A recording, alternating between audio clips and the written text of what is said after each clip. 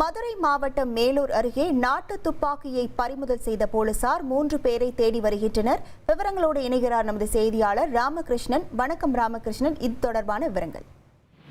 அதாவது மதுரை மாவட்டம் மேலூர் அருகே உள்ள கொட்டாம்பட்டி பகுதியில் சிலர் நாட்டு துப்பாக்கி, அதாவது குண்டில்லாத நாட்டு துப்பாக்கிகளை வச்சு சந்தேகமாக சுற்றி வந்துள்ளனர்.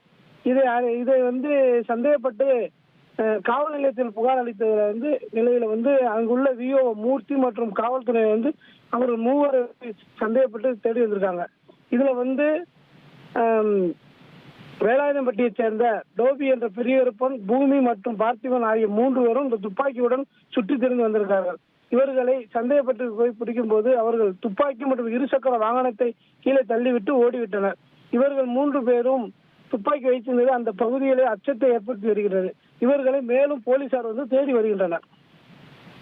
உங்கள் விவரங்களுக்கு நன்றி ராமகிருஷ்ணன்.